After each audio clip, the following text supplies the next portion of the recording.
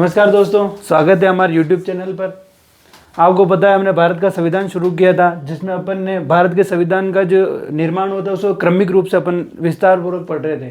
तो उसी के क्रम में अपन ने शुरू से मतलब कि अंग्रेजों का भारत में विस्तार शुरू से मतलब किस युद्ध के द्वारा अंग्रेजों का भारत में विस्तार बढ़ा, उसके तहत अपन ने देखा था। सर्वप्रथम इन्होंने 1757 में एक युद्ध लड़ा था, प्लासी का युद्ध। प्लासी का युद्ध लड़ा था। उसके बाद इन्होंने 1764 में एक युद्ध और लड़ा था, बक्सर का युद्ध।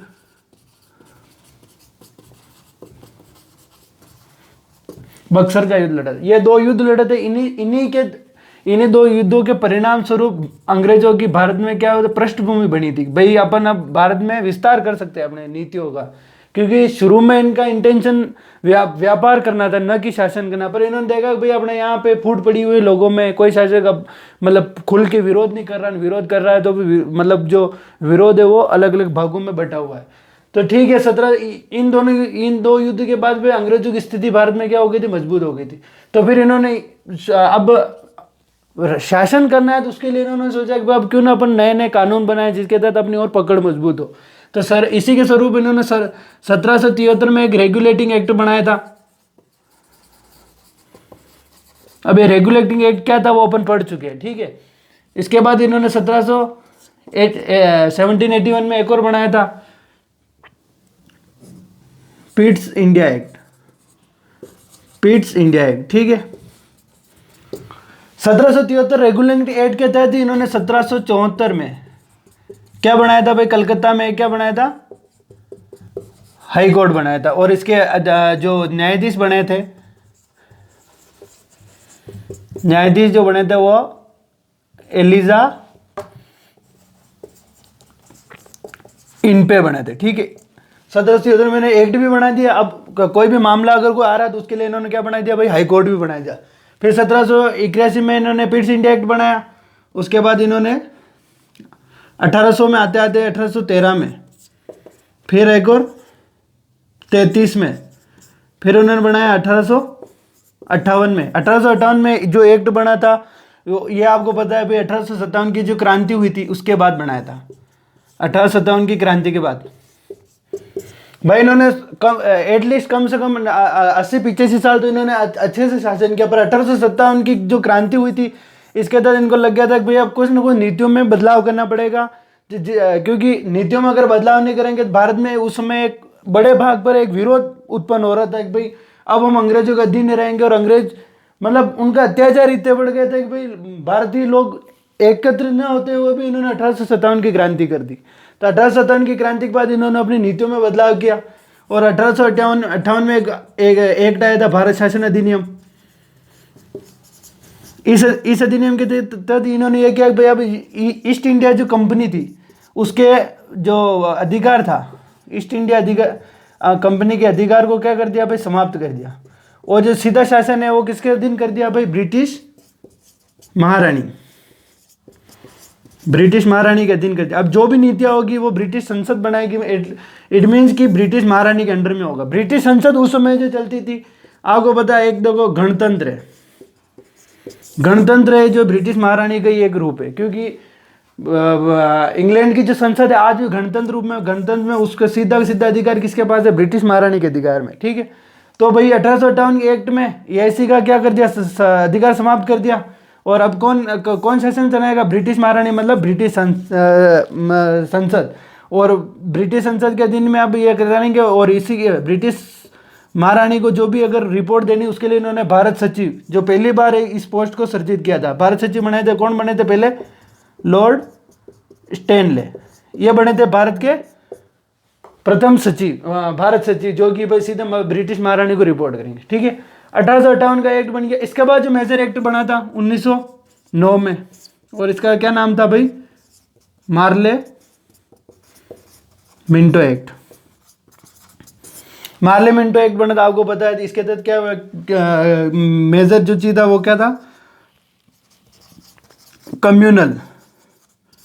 कम्युनल इलेक्शन स्टार्ट किया था इन्होंने। कम्युनल इलेक्शन मतलब भाई सांप्रदायिक निर्वाचन। भाई मुस्लिम है तो मुस्लिम का ही चयन करेगा, और हिंदू है तो हिंदू का ही चयन करेगा, और सिख है तो मतलब सिखों का इस एक्ट के तहत नहीं होता। मेजर इसमें मुस्लिमों को क्या किया गया भाई, पृथक निर्वाचन कर दिया, भाई आप मुस्लिम हो तो आप मुस्लिम सदस्य के लिए आप वोट करेंगे, ठीक है। तो ये 1909 की मार्ले मिंटो एक्ट। मार्ले क्या थे भाई, उसमें सचिव थे, और मिंटो क्या थे, वायसराय थे भारत के। और ये एक और चीज याद रखना, 1858 की क्रांति हुई थी तो भारत के जो क्या बोलते वायसराय जो थे वो लॉर्ड कैनिंग थे। कैनिंग थे, और लॉर्ड कैनिंग को एक और रूप में बोलते भाई ये दयालु वायसराय थे। दयालु वायसराय इसलिए बोलते थे क्योंकि भाई 1858 की क्रांति हुई थी, उस समय बहुत से लोगों को गिरफ्तार किया था और बहुतों को सजा भी मिली थी फांसी की, पर इन्होंने बहुत से लोगों की फांसी की सजाओं को मतलब माफ कर दिया था, और जेल में जो बंद थे उनको भी रिहा कर दिया था, इसलिए इनको दयालु वायसराय के नाम से जाना था, लॉर्ड कैनिंग को, ठीक है। ये जो 1858 की क्रांति, ठीक है। अब 1909 का एक्ट हो गया, इसमें क्या था भाई, कम्युनल इलेक्शन, मतलब मुस्लिमों को पृथक निर्वाचन दे दिया, भाई आप मुस्लिम हो तो आप मुस्लिम सदस्य के लिए मतलब वोट कर सकते हो, ठीक है। ये मेजर था 1909 के एक्ट के द्वारा। अब अपन आगे आगे जो एक्ट पढ़ने वाले वो था 1919 का। 1919 का कौन था भाई, Montagu Chelmsford. Montagu Chelmsford act 1909 में कम्युनल मतलब सांप्रदायिक निर्वाचन स्टार्ट किया। तो इन्होंने इस सांप्रदायिक निर्वाचन का क्या किया भाई, सांप्रदायिक निर्वाचन का इन्होंने क्या किया, विस्तार किया। विस्तार कहां तक किया भाई, पहले मुस्लिमों को तो मिल गया था, अब इन्होंने ये जो कम्युनल जो कि सांप्रदायिक निर्वाचन है वो इन्होंने एक तो कर दिया भाई सिखों के लिए, सिख और ईसाई, और एक और आंग्ल इंडियन, ठीक है। अब ये कम्युनल है कि जो बढ़ के कहाँ हो गया भाई, सिखों के लिए भी कर दिया, ईसाइयों के लिए और आंग्ल इंडियनों के लिए मिला। और इसी एक्ट के बाद एक भारत आप बोल सकते हो यूनियन का क्या किया इन्होंने, गठन किया। इसी एक्ट के द्वारा 1919 एक्ट के द्वारा इन्होंने क्या किया भाई, 1919 के एक्ट में भाई एक तो मॉन्टेग्यू चेम्सफोर्ड एक्ट ने सांप्रदायिक निर्वाचन को बढ़ा दिया भारत ने, और 1919 एक्ट के द्वारा इन्होंने अब जो मैं बता रहा हूँ ना भारत यूनियन के तहत इन्होंने क्या किया भाई, अब मतलब जो शक्तियाँ थी, तो शक्तियाँ मतलब एक तो भाई भारत है, तो भारत के एक पूरे एक जगह नहीं, इसमें भी क्या है भाई छोटे छोटे स्टेट है, छोटे छोटे क्या है स्टेट है, पर उसमें स्टेट नहीं हो सकते क्या थी भाई, प्रांत थे और क्या थी, रियासतें थी। रियासतों पर भाई सीधा शासन किसका था भाई, जो राजा महाराजा थे, और आधा जो प्रांत थे वो ब्रिटिश भारत के अंदर थे। ब्रिटिश भारत पे मतलब सीधा सीधा किसका था, अंग्रेजों का अधिकार था। पर इन्होंने अभी ये किया कि भाई ये पूरे भारत पे एक गवर्नर निगरानी नहीं रख सकता, इसके लिए इन्होंने क्या किया भाई, विषयों का बंटवारा कर दिया, विषयों का हस्तांतरण। जैसे आपको पता ही, देखो एक तो केंद्रीय सूची होती है, केंद्रीय सूची होती है, एक राज्य सूची होती है, एक और कौन सी होती है, समवर्ती सूची होती है। केंद्रीय सूची मतलब भाई ये जो भी नियम कायदे बनेंगे वो केंद्र बनाएगी। राज्य सूची होती है भाई जो भी नियम कायदे हैं वो कौन बनाएगा, राज्य बनाएगा। और ऐसा नहीं है कि राज्य सूची में सिर्फ राज्य बनाएगा, कि अगर कोई सा ऐसा विषय होता है जिसपे कि भाई वो केंद्र और राज्य दोनों का सम्मिलित होता है, तो वो उस पर जो भी रूल बनेगा वो केंद्र जो रूल बनाएगी वो प्रभावी होगा, ठीक है। इसका मतलब ये होगा भाई राज्य सूची में राज्य पूर्ण रूप से स्वतंत्र नहीं है, भाई राज्य सूची में वही विषय बनाएगा, उसके ऊपर केंद्र भी विषय बना सकती। और एक और विषय था समवर्ती सूची में, जो कि भाई राज्य प्लस केंद्र दोनों के, अगर राज्य चाहे तो राज्य भी बना सकती है और केंद्र चाहे तो केंद्र भी बना सकती है, पर प्राथमिकता जिन कानूनों की रहेगी वो केंद्र के कानूनों की रहेगी। ये जो है मेजर 1919 के एक्ट के द्वारा किया गया था, ठीक है। अब जो अगला जो एक्ट आता है 1935 का, और 1935 का एक्ट ही अपने भारतीय संविधान के लिए मतलब मोस्ट इंपॉर्टेंट एक्ट है, ठीक है, क्योंकि उसी के एक्ट 1935 के एक्ट के द्वारा ही अपने भारत में मतलब जो संविधान था आधा मतलब आप 50% संविधान 1935 के एक्ट के द्वारा ही बनाया गया है, ठीक है। 1935 का एक्ट, 1935 के एक्ट से पढ़ने से पहले अपन को एक चीज और याद रखनी भाई, 1929 की बात है। 1929 नहीं, अपन 1923 में आपको पता है भाई अब एक ली आयोग का गठन किया गया था, ली आयोग। लेह आयोग गठन किस लिए किया गया था भाई? यूपीएससी के लिए,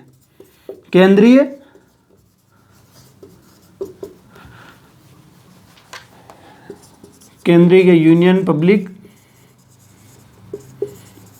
कमीशन, जो कि अभी आपको पता ही है वर्तमान में क्या ये आईएएस और ये बड़े भारत के मेन जो एग्जाम होते हैं वो यूपीएससी कंडक्ट कराते हैं। 1923 में जिस एक्ट का गठन हुआ था इसी के लिए था, यूनियन पब्लिक कमीशन के लिए, ठीक है। इसके अलावा एक आपको पता ही है 1928-29 में नेहरू रिपोर्ट आई थी, वो किसने पेश की थी? है जवाहरलाल नेहरू। भारत का जो संविधान बना वो मतलब भारतीय संविधान बनाने के लिए जो भारतीयों की तरफ से जो सर्वप्रथम मांग की गई थी वो जवाहरलाल नेहरू के 1928-29 में जो नेहरू रिपोर्ट हुई थी उसी के द्वारा की गई थी। और ये जो कहाँ पे नेहरू रिपोर्ट कहाँ पे पेश की थी? एक लाहौर अधिवेशन हुआ था, लाहौर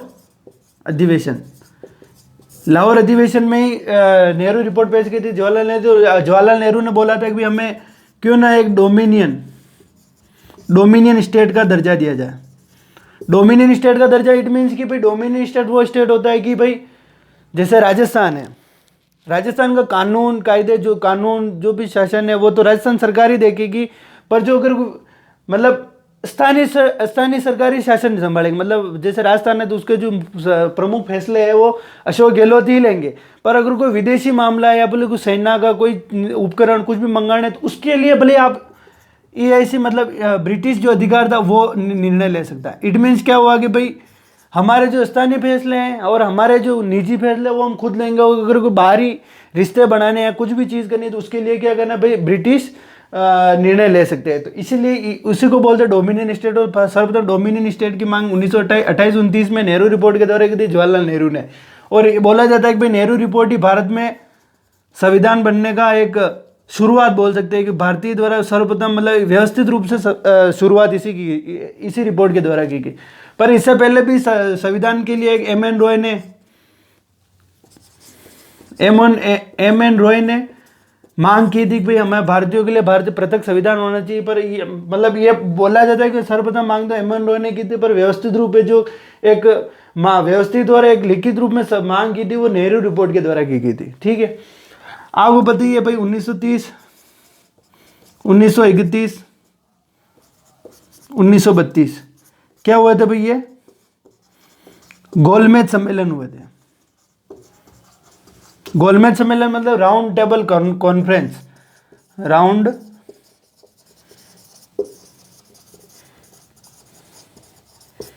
टेबल कॉन्फ्रेंस। ये कहाँ हुए होते भाई? लंदन में हुए थे सभी फैसले, मतलब सभी सम्मेलन। तो 1932 का एक बहुत बड़ा गोलमेज सम्मेलन हुआ था, वो भी लंदन में हुआ था। पर यहाँ पे आगे एक अड़चन आ गई थी। आपको पता है भीमराव अंबेडकर जो भारतीय संविधान के निर्माता और जनक भी बोल सकते हैं, ये भी इस गोलमेज सम्मेलन में भाग लेने के लिए लंदन पहुंचे थे। पर किसी विवाद के शुरू उसमें यूँ हो गया था भाई दलितों को भी उसमें पृथक निर्वाचन नहीं था। दलितों के हितों की मतलब हितों को नज़रअंदाज किया जाए, जिससे कि डॉक्टर भीमराव अंबेडकर नाराज हो गए थे और वापस भारत में आ गए थे, लंदन से वापस भारत में आ गए थे। तो 1932 में आके वापस एक पूना एक्ट हुआ था, पूना एक्ट हुआ था जिसमें महात्मा गांधी और डॉक्टर अंबेडकर के बीच में ये पूना एक्ट हुआ था। इसमें भाई समझौता किया गया था भाई अगर कोई अपने संविधान का निर्माण होता है तो भाई दलितों का कोई भी मतलब हितों को नज़रअंदाज नहीं किया जाता और दलितों को उचित मतलब स्थान दिया जाएगा था। तो ये 1932 का एक पूना एक्ट हुआ था, ठीक है। ये मैंने 1935 के एक्ट से पहले से इसलिए बताया कि भाई 1935 एक्ट से पहले कौन सी बड़ी घटना हुई थी, जिससे कि भाई अपने 1935 एक्ट में जैसे कि अब आप बोलोगे दलितों के लिए भी अलग निर्वाचन है, हर चीज़ का यूपीएससी का भी गठन हो गया, डोमिनियन स्टेट क्या होता है वो भी मैंने आपको बता दिया, ठीक है।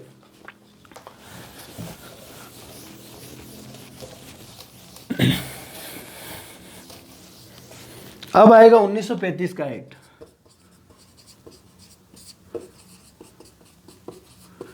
इसके द्वारा सर्वप्रथम तो ये किया गया 1935 में एक सुप्रीम कोर्ट बोल सकते हैं अपन,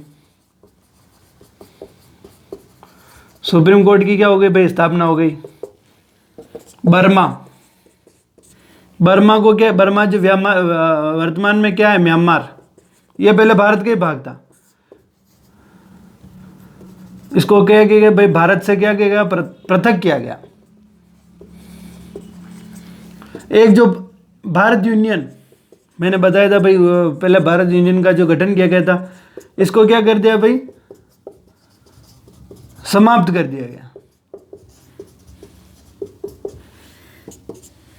भारत यूनियन का समाप्त कर दिया भाई। अब क्या हो गया भाई, विषयों का जो बंटवारा था वो भी क्या हो गया भाई, भंग हो गया। और भंग होने मतलब इट मीन इनको व्यवस्थित रूप में किया गया भाई, अब केंद्र का ये विषय रहेगा, राज्य का ये रहेगा, संवर्ती का ये रहेगा, और इन तीनों के ऊपर जो अधिकार जो होगा गवर्नर का होगा, जो इट मीन अपन अभी बोल सकते हैं भाई राष्ट्रपति का होगा। मतलब किसी भी विषय में ये हस्तक्षेप कर सकते हैं। तो 1935 के अधिनियम के द्वारा मेजर ये किया कार्य किया था। और आपको पता है भाई भारत का जो 50% संविधान है वो इसी एक्ट के द्वारा बनाया गया, 1935 के एक्ट के द्वारा। वीडियो को लाइक और शेयर करें और चैनल को सब्सक्राइब करें। धन्यवाद।